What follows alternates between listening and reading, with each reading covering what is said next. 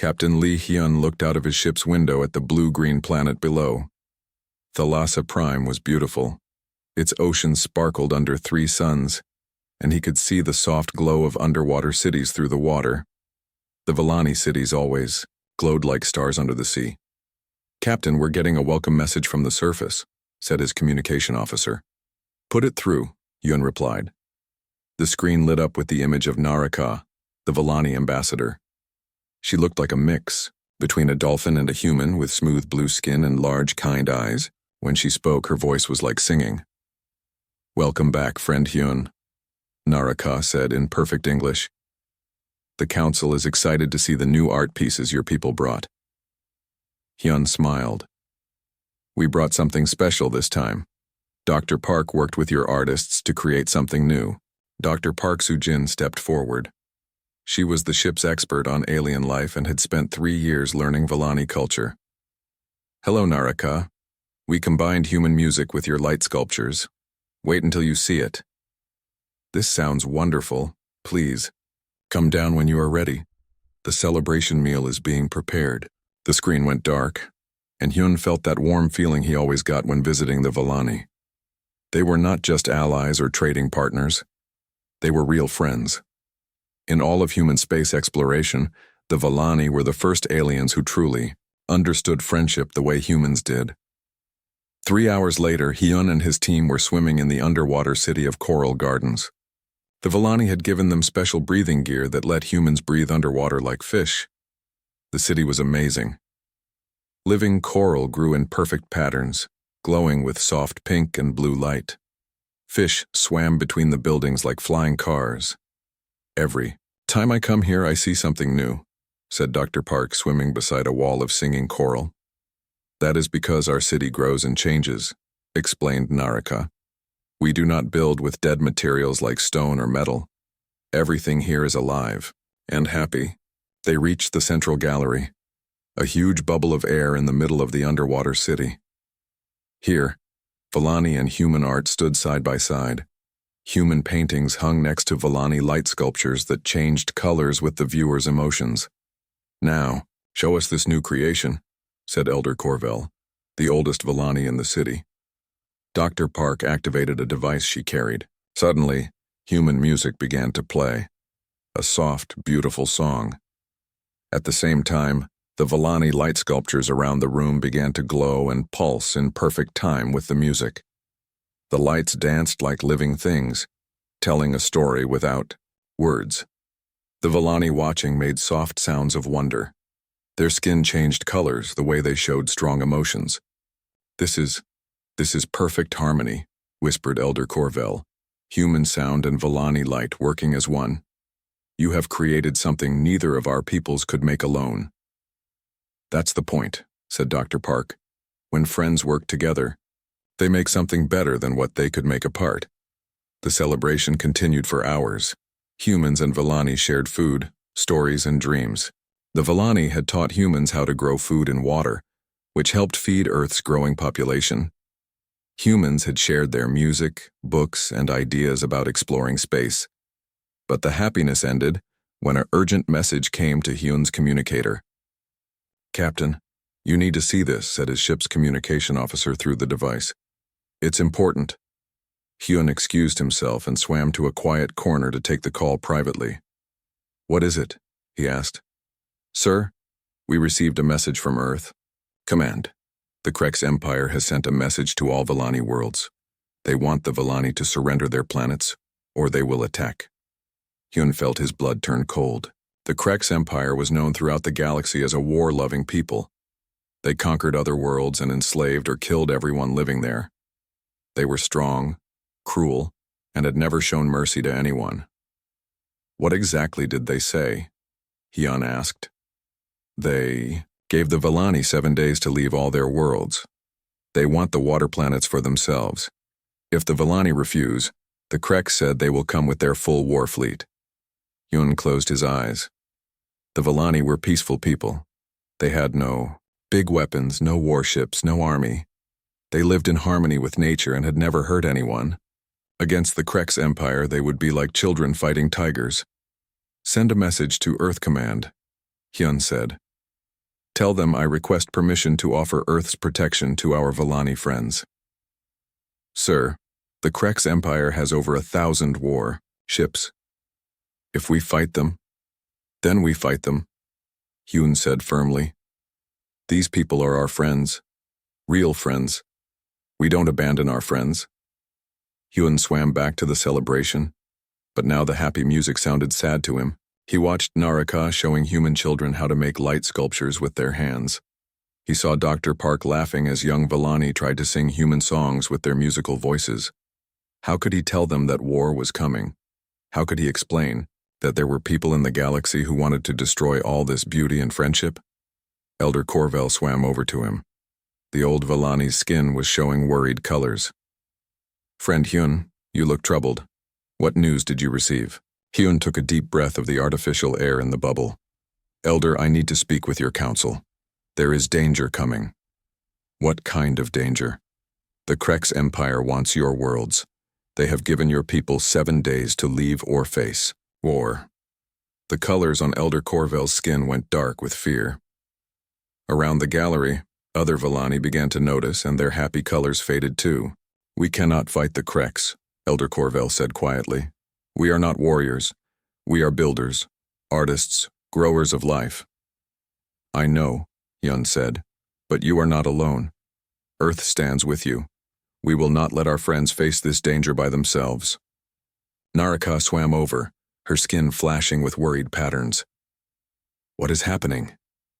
Hyun looked at his friend, this kind, artistic person who had taught him so much about peace and beauty. The thought of Krex warriors hurting her made him angry in a way he had never felt before. Naraka, the Krex want to take your worlds, but I promise you this, Earth will stand with the Villani. We will protect our friends. Naraka's skin glowed with gratitude, but Hyun could see the fear in her large eyes.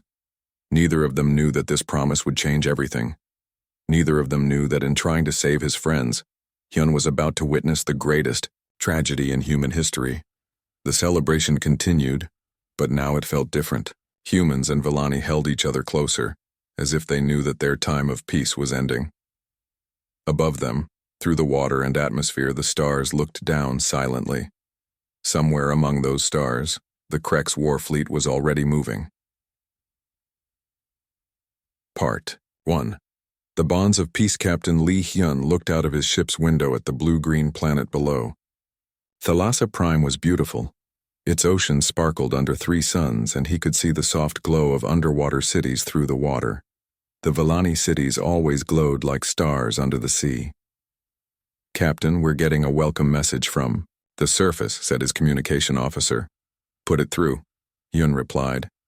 The screen lit up with the image of Naraka, the Villani ambassador. She looked like a mix between a dolphin and a human, with smooth blue skin and large, kind eyes. When she spoke, her voice was like singing. Welcome back, friend Hyun, Naraka said in perfect English. The council is excited to see the new art pieces your people brought. Hyun smiled. We brought something special this time. Dr. Park worked with your artists to create something new. Dr. Park Soo-jin stepped forward. She was the ship's expert on alien life and had spent 3 years learning Villani culture. Hello, Naraka. We combined human music with your light sculptures. Wait until you see it. This sounds wonderful. Please, come down when you are ready. The celebration meal is being prepared. The screen went dark, and Hyun felt that warm feeling he always got when visiting the Villani. They were not just allies or trading partners. They were real friends. In all of human space exploration, the Villani were the first aliens who truly understood friendship the way humans did. 3 hours later, Hyun and his team were swimming in the underwater city of Coral Gardens. The Villani had given them special breathing gear that let humans breathe underwater like fish. The city was amazing.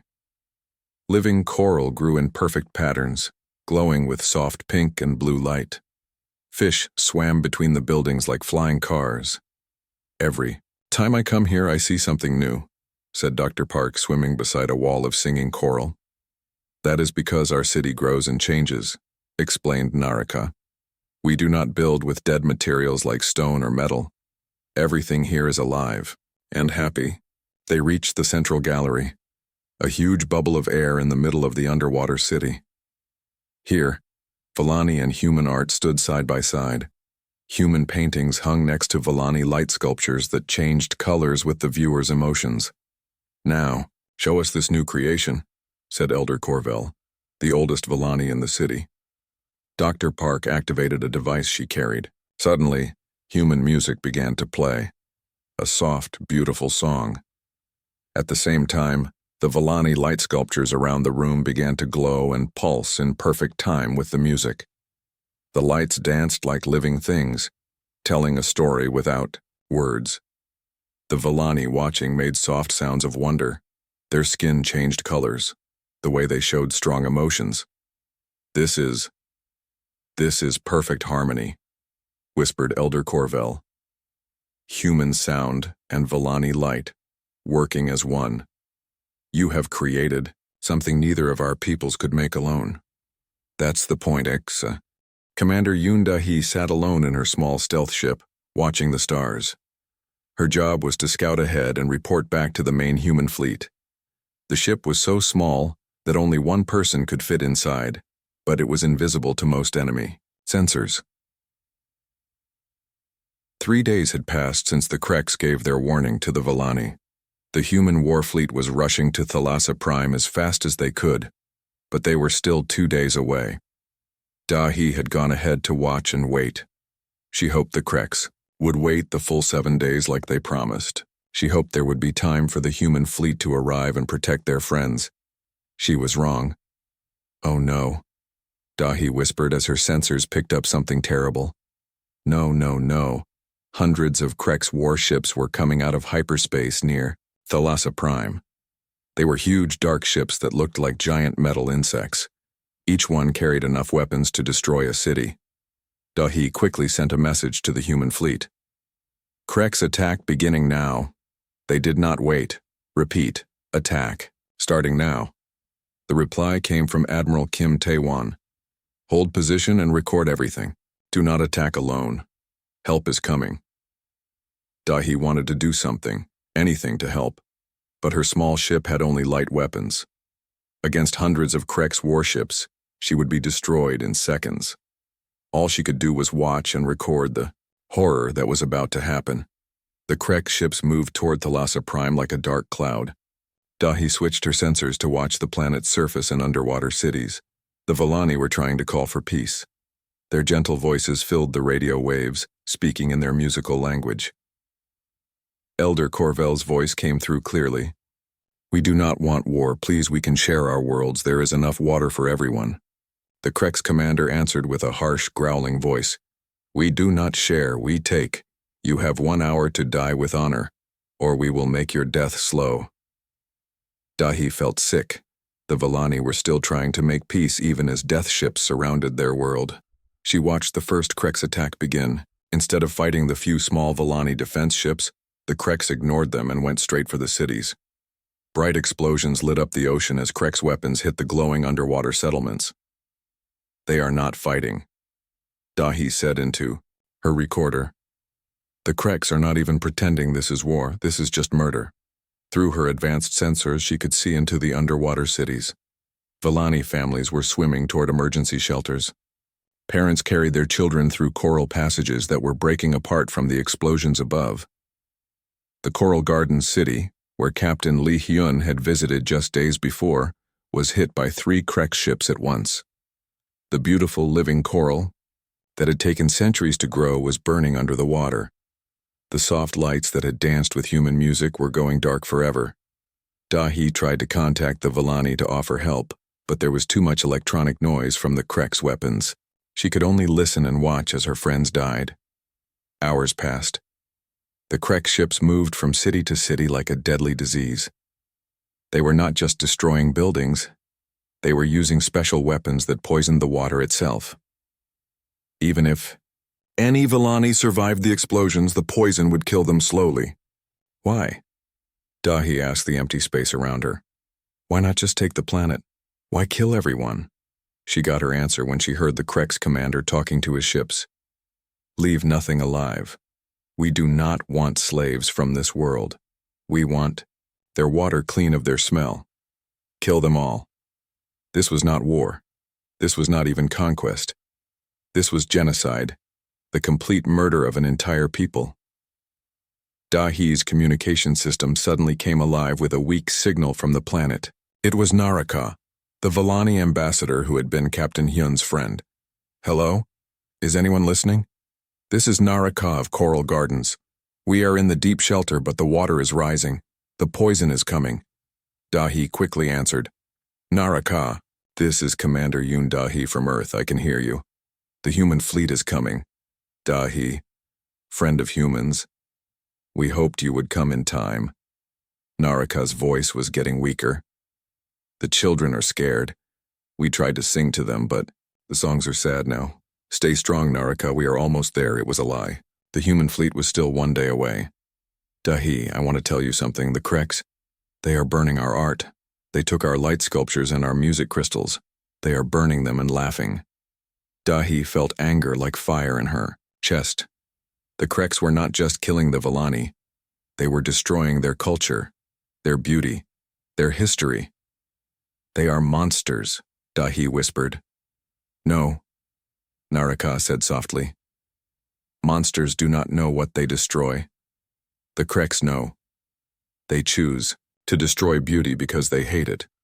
That makes them worse than monsters. In the background, Dahi could hear Villani children crying. She could hear water breaking through walls. Naraka, get to higher ground. There is no higher ground, friend Dahi. We are at the bottom of the ocean. Naraka's voice was calm now, accepting. Will you do something for me? Anything. The song that your Dr. Park helped us make, the one with human music and our lights. Will you remember it? Will you make sure it is not forgotten? Yes, I promise. Thank you. I will sing it now for the children. Maybe it will help them not be afraid. Naraka began to sing. It was the beautiful song from the celebration, the one that made the lights dance. But now it sounded different, sad and final like a goodbye. Dahi listened with tears in her eyes as her friend sang the song of friendship between their peoples. The children's crying stopped as they listened to the familiar melody. Then there was a loud sound of breaking metal. Water rushed into the shelter. Dahi, tell Captain Hyun, tell him we were honored to be friends. The transmission cut to static. Dahi sat in her small ship, staring at the dead communication screen. Below her, the last Villani city went dark. The ocean that had sparkled with 3 suns was now black and poisoned. 1 day later, the human fleet arrived. Admiral Kim Tae-won stood on the bridge of his flagship, looking down at the dead world. Captain Lee Hyun was beside him, his face like stone. Report, the admiral said quietly. Dahi's voice came through the speakers. All Villani cities destroyed. No survivors detected. The Kreks used poison weapons in the water. The entire ocean is contaminated. Her voice cracked. They killed everyone, sir. Every single one. Captain Hyun closed his eyes. How long did it take? 72 hours, sir. From first attack to last transmission. The bridge was silent except for the hum of machines. 40 brave human officers stood listening to the report of genocide. Their first alien friends, the gentle, artistic people who had shared their music and light, were gone forever. Admiral Kim Tae-won looked at the dead ocean world for a long time. When he finally spoke, his voice was quiet but hard as steel. They made a mistake. They thought making friends made us weak. They are about to learn why making us angry makes them extinct. The admiral turned to his officers. Send a message to Earth Command. Tell them the Villani are gone. Tell them we need everything, every ship, every weapon, every soldier. The Kreks Empire has just signed their own death sentence. Below them, Thalassa Prime turned in space, its oceans dark and silent. The music had stopped forever. For the first time in human history, every city, every town, every space station fell silent at the same time. When the news of the Villani genocide reached Earth, the government declared a week of silence to honor their murdered friends. No music played in the streets. No children laughed in playgrounds. Even the busy factories stopped their noise. Earth mourned like it had never mourned before. Dr. Park Soo-jin stood in her laboratory, looking at the last Vellani light sculpture she had, brought back from Thalassa Prime. It still glowed softly, but now it seemed sad and lonely. She touched the smooth surface and remembered Naraka's voice singing their friendship song. "We failed them," she whispered to the empty room. But behind the sadness, something else was growing, something dark and angry. A knock on her door broke the silence. Admiral Kim Tae-won entered with 2 other people she did not know. "Dr. Park, I would like you to meet Dr. Choi Min-ho, our best weapons researcher, and intelligence officer Kang Ji-hoon." Dr. Park looked at them with tired eyes. "I am not interested in making weapons, Admiral. I study life, not death. We are not asking you to make weapons," Admiral Kim said softly. "We are asking you to help us make justice." Dr. Choi Min-ho stepped forward. He was a thin man with gentle eyes, but when he spoke, his voice was hard.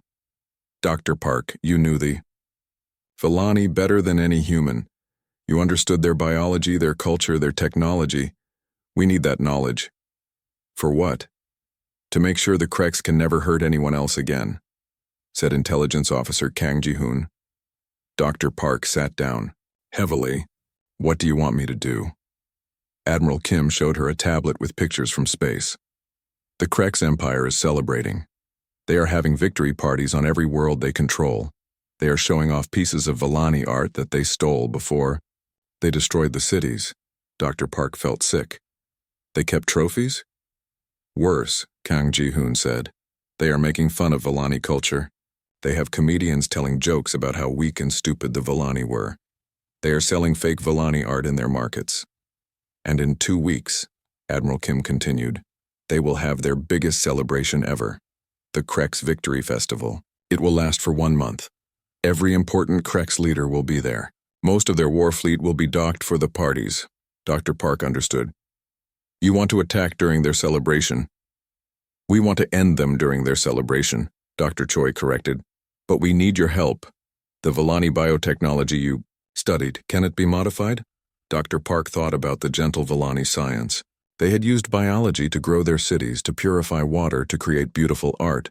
Could that same science be turned into something deadly? "What exactly are you asking me to do?" Dr. Choi pulled up another screen. "The Kreks have a unique respiratory system. They breathe a mixture of gases that no other species uses. If we could create something that affects only that system..." "You want me to make a poison that kills only Kreks?" "Yes." Dr. Park looked at the Vellani light sculpture again. She remembered Naraka's last words about the Kreks destroying beauty because they hated it. "How long do I have?" 2 weeks, Admiral Kim said. Dr. Park nodded slowly. "I will do it, but I have one condition." "What?" "When we attack them, I want Naraka's song playing. I want the last thing they hear to be the music they tried to destroy." Meanwhile, across the galaxy, the Kreks Empire was celebrating like never before. On the Kreks homeworld of Vorthak Prime, the capital city was covered with banners showing the destruction of Thalassa Prime. Kreks citizens danced in the streets, drinking strong alcohol and singing war songs. In the center of the city, a huge bonfire burned day and night. The Kreks were feeding it with stolen Vellani artifacts, light sculptures, music crystals, art pieces that had taken centuries to create. Every time something beautiful went into the fire, the crowd cheered. Intelligence Officer Kang Ji-hoon watched from a hidden camera he had placed weeks ago. He had been living among the Kreks for months, disguised as a traitor from a neutral world. The Kreks never suspected that a human would dare to walk among them. Through his disguise, he reported back to Earth. "The celebration is bigger than we expected. They have invited leaders from 12 other aggressive species. If we can hit them, all at once." "How many Kreks military ships are docked?" Admiral Kim asked through the secret communication. "Over 800 warships, almost their entire fleet. They feel so safe and proud that they brought everything home for the party." "Perfect. What about civilians?" Kang Ji-hoon paused. He had been watching Kreks families celebrating the murder of the Vellani. He had seen Kreks children playing games where they pretended to kill gentle aliens. He had watched Krek's parents teach their young ones to hate and destroy. Sir, there are no innocent Kreks. I have been here for months. Every single one of them is celebrating genocide. They are proud of what they did. They want to do it again. What do you mean? They already chose their next target, the Etherian crystal farmers. They plan to attack them after this celebration ends. They want to kill another peaceful species just for fun. Admiral Kim was quiet for a long moment. Then we stop them before they can hurt anyone else. 2 weeks passed quickly. On Earth, the silence was broken by the sound of thousands of ships launching. The largest human war fleet in history was moving toward Krek space. Dr. Park Soo-jin worked day and night in her laboratory. She combined Vellani biotechnology with human weapons science to create something the galaxy had never seen. It was elegant and terrible. A weapon that would shut down Krek's breathing systems while leaving every other species untouched. Captain Lee Hyun stood on the bridge of his ship, watching the fleet move through hyperspace. Captain Han So-young commanded a group of stealth destroyers that would strike first. Colonel Oh Jin-woo prepared his Marines for ground attacks. But the most important person was Commander Yoon Da-hee. She would coordinate the attack from her small stealth ship, just like she had watched the Vellani die. This time she would not just watch. On Vorthak Prime, the Krek's Victory Festival reached its highest point. Krex Tal Vorthak, the commander who had ordered the genocide, stood before a crowd of millions. Today we burn the last piece of Vellani garbage, he announced, holding up a beautiful light sculpture that had belonged to Naraka herself. The crowd cheered as he threw it into the bonfire. The sculpture melted, its gentle light dying in the flames. At that exact moment, human ships decloaked throughout Krek's space. The celebration was about to become a funeral. Admiral Kim Tae-won looked at the tactical display showing Krek's world surrounded by human ships. His voice was calm when he spoke to the fleet. Remember why we are here. Remember our friends who died. Remember that the galaxy is watching. Today, we teach the universe what happens to those who destroy beauty and murder friends. He paused, then added, Begin Operation Requiem. Let them hear the music they tried to silence. Across the human fleet, Naraka's friendship song began to play. Across the Krek's empire, on every world where they celebrated the murder of the Vellani, the same gentle melody started playing. It came from their own communication systems, their entertainment networks, even their military channels. It was Naraka's friendship song. Krex Tal Vorthak, the commander who had destroyed Thalassa Prime, was standing before the bonfire when the music started. He had just thrown Naraka's light sculpture into the flames and was enjoying the cheers of the crowd. What is this noise? He growled, looking at his communication device. The music grew louder. The beautiful melody that had once made Vellani lights dance in harmony with human instruments now filled the air of every Krek's world. Then the human ships appeared. Like ghosts materializing from empty space, hundreds of human warships decloaked around Vorthak Prime. More ships appeared around every major Krek's world at the same moment. The timing was perfect. The Krek's crowd stopped cheering. They looked up at the sky where human ships hung like dark angels of death. Impossible, Krex Tal Vorthak whispered. How did they get so close without being detected? Admiral Kim Tae-won's voice came through every speaker on the planet. Krek's Empire, you have exactly one chance to surrender. You have 30 seconds. The Krek's commander laughed harshly. Humans, you are too late. Your weak friends are dead. Soon you will join them. 20 seconds, Admiral Kim said calmly. Krex Tal Vorthak turned to his military officers. Launch all ships. Kill these humans. 15 seconds. The Kreks rushed to their warships, but they were drunk from celebrating. Their movements were slow and clumsy. Many of their ships were not ready for battle. 10 seconds, Admiral Kim continued the countdown. We are the Krek's Empire. Vorthak screamed at the sky. We fear nothing. We destroy everything. 5 seconds. Captain Lee Hyun stood on his ship's bridge watching the planet below. He thought of Naraka's kind face, of the Vellani children who had died in poisoned water, of the friendship that had been murdered. Time is up, Admiral Kim said. You chose extinction. We will honor your choice. The attack began with silence. Dr. Park Soo-jin activated her biological weapon from orbit. Invisible molecules spread through the Krek's atmosphere carried by their own air systems. The weapon was beautiful in its precision. It affected only Krek's biology, only their unique breathing system. For a moment, nothing seemed to happen. The Kreks kept running to their ships, still shouting threats and insults. Then they started falling. It began with the Kreks who were running hardest, breathing deepest. They stumbled, gasped, and collapsed. Within minutes, every Kreks on the planet was struggling to breathe. What is happening? Kreks Tal Vorthak fell to his knees beside the bonfire where Vellani art still burned. Captain Lee Hyun's voice came through the speakers. You are experiencing what you gave to our friends. The feeling of dying while someone watches and does nothing to help. The Kreks tried to reach their ships, but their breathing systems were shutting down. They moved slowly like they were underwater. Please, Vorthak gasped. We surrender. We give up. Please stop. You had your chance to accept surrender, Captain Lee Hyun replied. You chose to ignore it, just like you ignored the Vellani when they begged for mercy. Commander Yoon Da-hee watched from her stealth ship as the same scene played out on dozens of Krek's worlds. The biological weapon worked perfectly, and only Kreks were affected. Other alien species on Krek's worlds were completely safe. But the weapon was not the only attack. Captain Han So-young led her stealth destroyers against the Krek's war fleet. The enemy ships were docked and unprepared. Many Krek's crews were too sick to fight back.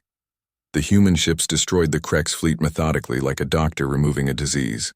Colonel Oh Jin-woo's Marines landed on key Krek's military bases, but there was no real fighting. The Kreks were too busy dying to resist. On Vorthak Prime, Kreks Tal Vorthak crawled toward his communication center. His breathing was getting weaker, but he managed to send a message to the few Krek ships that had escaped the attack. All Krek's forces, retreat to the outer colonies. We will rebuild.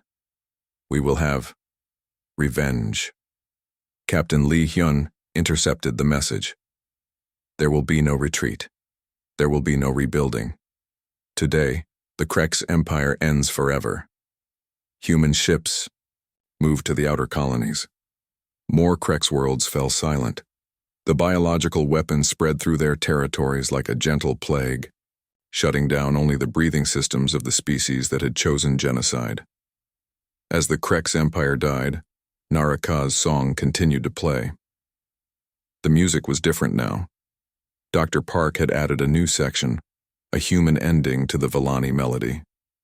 Where the original song spoke of friendship and harmony, the new part spoke of justice and remembrance. On Vorthak Prime, the bonfire still burned with stolen Vellani art. Kreks Tal Vorthak lay beside it. His breathing almost stopped. Why? He whispered to the empty air. We were strong, we were conquerors. Intelligence officer Kang Ji-hoon stepped out of the shadows. He had removed his disguise and now wore his Earth uniform. You were murderers, he said simply. You killed our friends. You destroyed beauty because you hated it. You celebrated genocide and planned to do it again. But we were powerful. Power without mercy is just evil, Kang Ji-hoon replied. And evil always gets what it deserves in the end. The Krek's commander's eyes closed for the last time. Across the galaxy, the Krek's empire fell silent. It had taken exactly 72 hours, the same amount of time they had used to destroy the Vellani. Admiral Kim Tae-wan stood in the communication center of his flagship, preparing to send a message to all species in the galaxy. This is Admiral Kim Tae-wan of the Earth Defense Fleet. The Krek's empire has been eliminated. They chose to commit genocide against a peaceful people. They chose to celebrate the murder of our friends. They chose to plan more attacks against innocent species. He paused, looking at the tactical display that showed every Krek's world now silent and dark. Let this be a lesson to all who might think of following the Krek's path. Earth values peace.